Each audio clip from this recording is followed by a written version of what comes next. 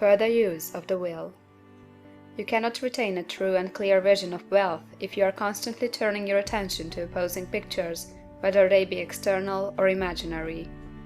Do not tell of your past troubles of a financial nature, if you have had them. Do not think of them at all. Do not tell of the poverty of your parents, or the hardships of your early life. To do any of these things is to mentally class yourself with the poor for the time being, and it will certainly check the movement of things in your direction.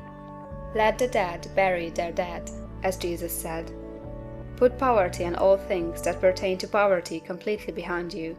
You have accepted a certain theory of the universe as being correct, and are resting all your hopes of happiness on its being correct.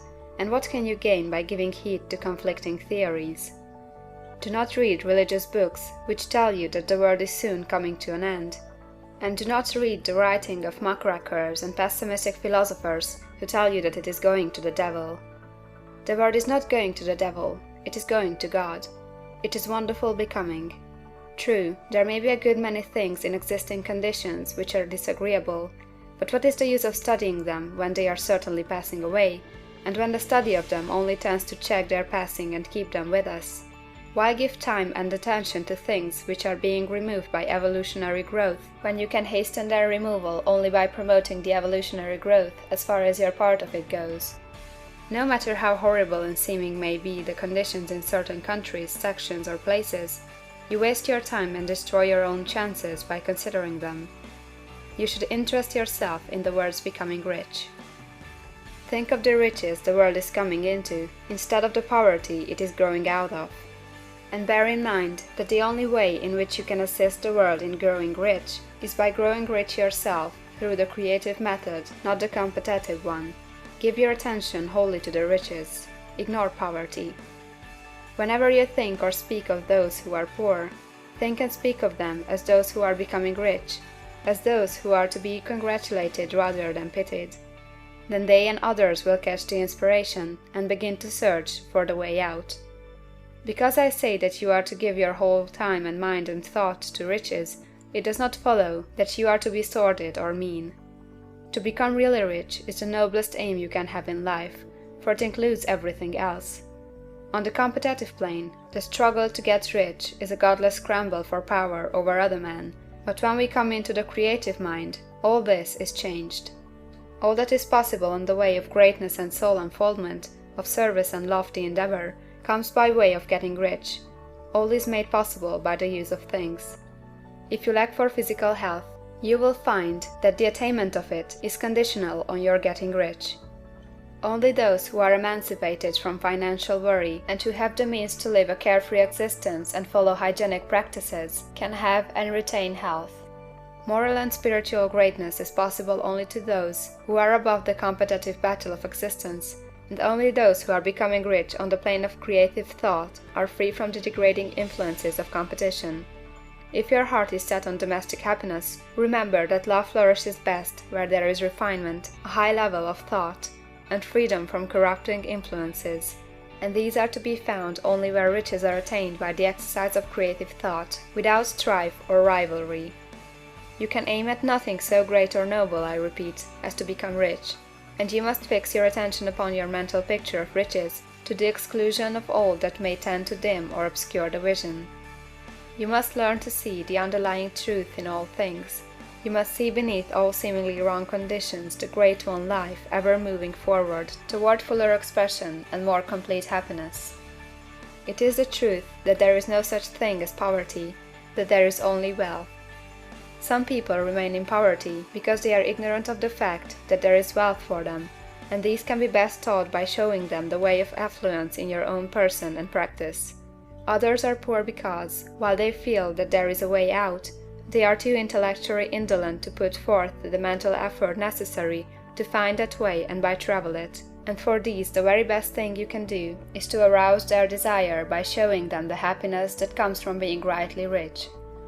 Others still are poor because, while they have some notion of science, they have become so swamped and lost in the maze of metaphysical and occult theories that they do not know which road to take. They try a mixture of many systems and fail in all.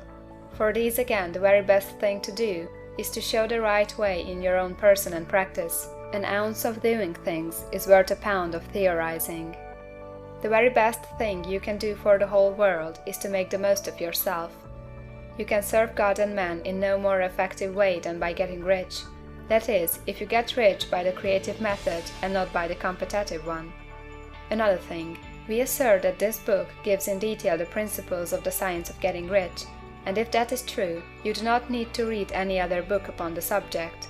This may sound narrow and egoistical, but consider, there is no more scientific method of computation in mathematics than by addition, subtraction, multiplication, and division. No other method is possible. There can be but one shortest distance between 2 points.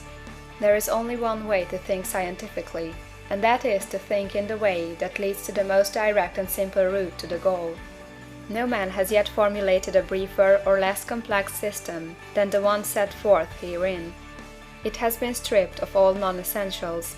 When you commence on this, lay all others aside. Put them out of your mind altogether. Read this book every day, keep it with you, commit it to memory, and do not think about other systems and theories.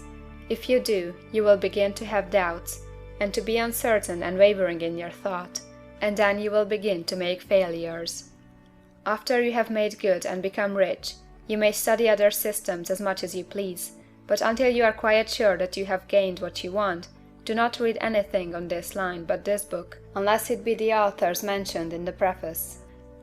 And read only the most optimistic comments on the world's news, those in harmony with your picture. Also, postpone your investigations into the occult. Do not dabble in theosophy, spiritualism, or kindred studies. It is very likely that the dead still live and are near, but if they are, let them alone. Mind your own business. Wherever the spirits of the dead may be, they have their own work to do and their own problems to solve, and we have no right to interfere with them.